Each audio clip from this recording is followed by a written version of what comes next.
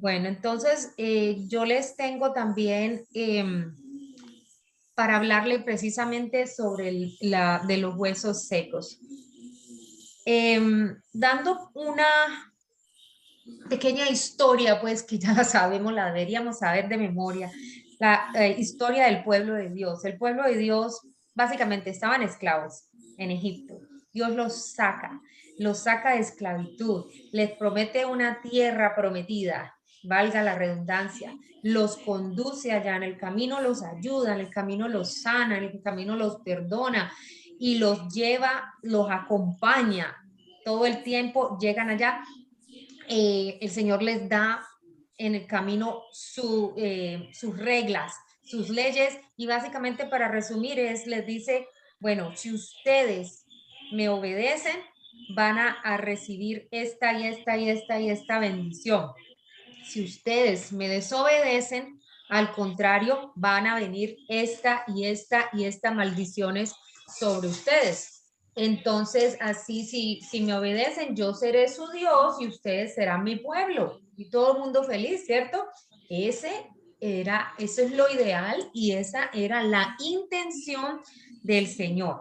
Entonces, como ustedes y yo bien lo sabemos ya, ellos se desvían del camino, ellos desobedecen, ellos a medida que estudiamos todos los libros del Antiguo Testamento vemos cómo caen de peor en peor, como ellos se suponía que fueran la nación que representa a Dios y su actuar demostrara que ellos están separados, apartados para Dios y ellos deberían comportarse diferente. Ellos tenían que comer diferente, vestirse diferente, tenían rituales de limpieza diferente, ellos debían ser monógamos, ellos deberían tener un solo Dios también, pero todo eso lo desobedecieron y empezó toda la cantidad de pecados, el adulterio, múltiples esposas, la homosexualidad, los asesinatos, todo lo que Dios les había dicho básicamente que no hicieran, le fueron infieles, pusieron otros dioses.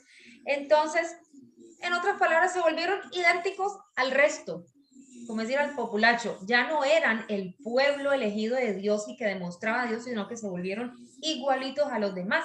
Ya no había distinción entre el pueblo de Dios y los otros, ¿cierto? Después sabemos por la historia que hemos estado leyendo que viene y eso sucedió en historia de verdad. Obviamente todo lo de la Biblia es verdad. Los babilonios llegaron y se tomaron Jerusalén, destruyeron Jerusalén, destruyen el templo y los pobres israelitas quedan deportados. Los dejan indigentes, sin hogar, los llevan, muchos mueren, otros, un remanente queda, los llevan deportados. Bueno, quedan como los que uno dice los indigentes, ¿cierto? Porque quedaron sin hogar y allí en medio de esos tiempos difíciles por los que ellos están pasando, Dios es que levanta al profeta Ezequiel, que venimos viendo desde la semana pasada, y a Ezequiel él le da un mensaje de esperanza para que le dé, o sea, en los capítulos de Ezequiel hay mensajes de juicio también, ¿cierto? Al principio todo es, les van a caer este castigo, ya viene, ya viene, ya viene el castigo, y más o menos desde el capítulo 11 creo que es, no sé si es desde el 11 después, perdón si me equivoco, pero una parte del libro en adelante es cuando, bueno, cuando ya ocurre la destrucción, es cuando empieza Ezequiel a cambiar el mensaje, obviamente, perdón, que ya Dios le da a que le den mensaje de esperanza a su pueblo. Entonces, en este pasaje de los huesos secos, voy a tomar la Biblia, con razón está tan pesada. Bueno, leamos un poquito acá. Dice, la mano del Señor vino sobre mí, sobre Ezequiel, y me sacó en el espíritu del Señor y me puso en medio del valle que estaba lleno de huesos secos y me hizo pasar alrededor de ellos y aquí eran muchísimos sobre la superficie del valle y aquí estaban muy secos. Y él me dijo, hijo de hombre, ¿vivirán estos huesos? Y yo respondí, Señor Dios, tú lo sabes. Bueno, entonces por qué les hice toda esta historia, esta pequeña este pequeño resumen. Hasta aquí donde vamos, ya el pueblo de Dios lo perdió. Llevan años y años y años de desobedecer al Señor. Desde Adán y Eva empezó la desobediencia, pero bueno, él escogió el pueblo, fue desde Abraham. ¿Y cuántos años no pasaron hasta que ahora los años que estamos estudiando más o menos llevamos los 600, 700 años antes de Cristo en estas historias de los profetas? Y entonces, ¿cuántos años llevan en desobediencia? ¿Ha sido Dios paciente o no ha sido Dios paciente?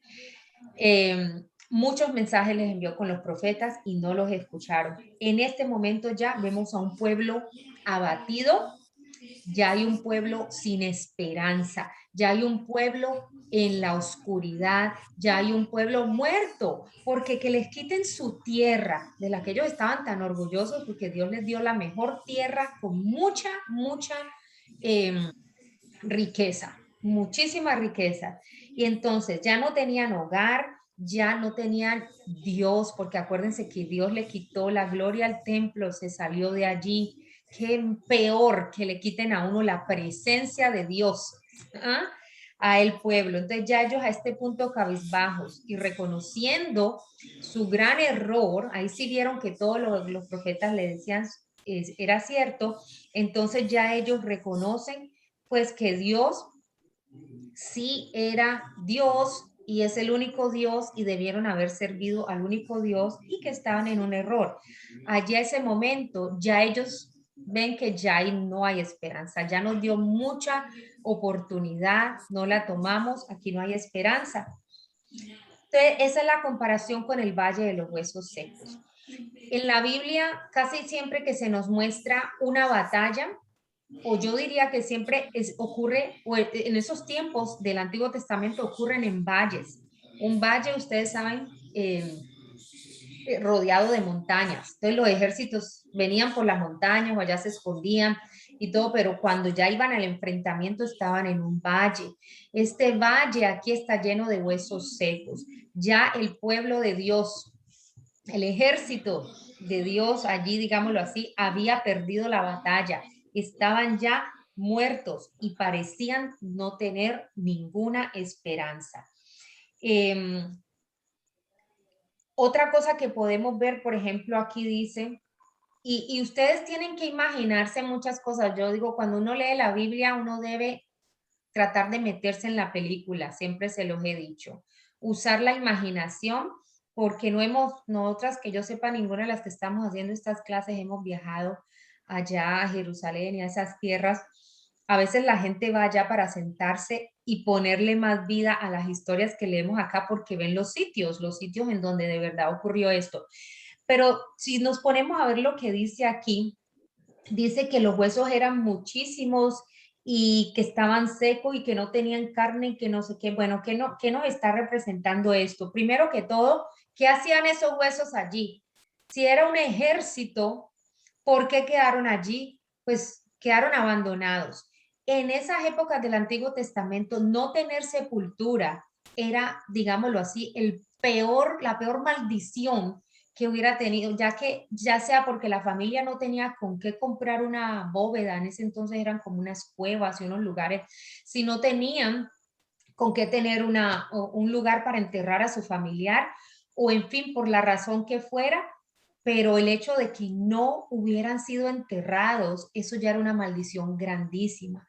Fuera de eso, estaban huesos que al haber sido dejados allí a la intemperie, estos huesos iban a ser, estos cadáveres, estos cuerpos iban a ser comidos, fueron comida de animales. Si nos vamos a las maldiciones, atrás del libro de Deuteronomio, en el 28 es donde están las bendiciones y las maldiciones por obedecer o desobedecer al Señor. Y si nos vamos aquí, dice consecuencias de la desobediencia. Si no obedeces al Señor guardando los mandamientos que te ordeno hoy, vendrán sobre ti todas estas maldiciones. Maldito serás en la ciudad, en el campo, maldita tu canasta, o sea, van a tener hambre, el fruto de tu vientre. Habla de que, la estoy parafraseando por tiempo, ¿no? Dice aquí que El Señor hará que la peste, habla de una peste, habla de enfermedades, habla de... Aquí hay una parte que no la encuentro por esta aquí, en tu vientre y el producto de tu solamente de tu ganado y tus crías de rebaño. No la encuentro, pero no quiero leer toda esta parte. Hay una parte en donde aún dice de que de lo que está hablando ahí, de que será como básicamente como comida de aquí, miren. El Señor hará que seas derrotado delante de tus enemigos. Mire que esa era una de las maldiciones. ¿Y qué estamos viendo aquí? Un ejército completo de huesos. Era una multitud de huesos, entonces era un ejército. Y en el valle, dice que en un valle, y en el valle era donde se daban las batallas. ¿Sí? Este ejército había perdido aquí. ¿Qué quiere decir eso? Habían recibido las maldiciones por no obedecer a Dios. Dice que si vendrá el enemigo, el Señor no le va a dar la victoria sobre sus enemigos. Entonces dice, el Señor hará que seas derrotado delante de tus enemigos. Saldrás contra ellos por un camino, pero irás por 7 caminos. Bueno, después dice, y tus cadáveres serán alimento para todas las aves del cielo y para los animales de la tierra, y no habrá nadie que los espante. Miren, todo eso se ve que se estaba cumpliendo en esa imagen. Acuérdense que esto era una visión. Esto era una visión que el Espíritu le permitió ver a Ezequiel. Entonces vemos ahí unos huesos que podemos imaginarnos. No está ahí escrito, no lo estamos leyendo, pero dice que los huesos están ahí, o sea que no los sepultaron. Dice que los huesos si secos y si no vemos que haya carne ni absolutamente nada, los animales, las aves y otros animales vinieron y comieron de ellos. Qué vergüenza. Esto era algo, como les decía, lo peor que le podía pasar a una persona en ese entonces era, y a los familiares, ver que su familiar no tenía sepultura. Entonces, toda esa maldición había caído contra ellos. Y entonces estaban secos por eso. Esa es la parte por qué se habla de huesos secos, porque ya todas esas maldiciones habían caído sobre ellos y eran ya ahora gente de maldición y no gente de bendición. Pero entonces Dios le pregunta a Ezequiel, ahí le dice la pregunta donde dice que si cree que estos huesos podrán volver a vivir. Hijo de hombre, ¿vivirán estos huesos? Y yo respondí, Señor, tú lo sabes. O sea, él en sí, él dijo, habrá dicho para sí mismo, yo no sé, pero yo solo sé que tú todo lo puedes. Entonces, Señor, solo tú lo sabes. Él le contestó así. Y Dios le dice algo, Dios le dice que le profetice a estos huesos. La palabra profetizar quiere decir predicar. Y Dios mismo le dice qué decir. Es decir, Dios le da la palabra a Ezequiel y Ezequiel la usa. Aquí hay muchas lecciones, muchas lecciones en esto. Miren que Dios hubiera podido él mismo hablarlo y revivir a estos muertos. Pero Dios le dice a un hombre, miren cómo él enfatiza la palabra hijo de hombre. Dios está diciendo allí que él y la conexión con nosotros de carne y hueso, nosotros somos hijos de hombre. Miren cómo Dios dice, ahí hay un mensaje completo, hay una prédica completa porque no voy a tocar en este momento, pero miren cómo Dios demuestra en ese versito de que Él usa a los hombres. Nosotros somos una herramienta, cómo nosotros hablamos, profetizamos, predicamos, decimos la palabra de Él. Él se la dio a Ezequiel. Él le dijo, profetiza, y ahí enseguida le empieza a decir, diles, huesos secos, oír la palabra del Señor. Entonces es la palabra de Dios y es el hombre de carne y hueso, Ezequiel, el humano, diciéndola, ¿cierto? ¿Por qué no la decía Dios? Dios nos está diciendo algo con esto. Él nos usa a nosotros. Dios nos usa a nosotros para hablarle a los huesos secos, que ahí vamos a ir entendiendo a medida que hagamos esto cuáles son los huesos secos. El tiempo no nos va a dar porque empezamos muy tarde, así que nos va a tocar reconectarnos después. Entonces, como les decía, profetizar es predicar. Y él le dice a los huesos secos, que escuchen, pues esta es la buena noticia, que semeja, como decía María Alejandra ahora, las buenas noticias. Ella lo ve como la persona que está sin Dios está muerta, es como estos huesos secos, ¿cierto? Y eso es completamente correcto. ¿Y qué viene uno? Uno le comparte a un amigo, a una amiga que no sabe de Dios. Nosotros estamos compartiendo de lo que dice aquí en la Biblia y esa persona, todo el que no tenga a Dios es hueso seco, todo el que no tenga a Jesús en su corazón.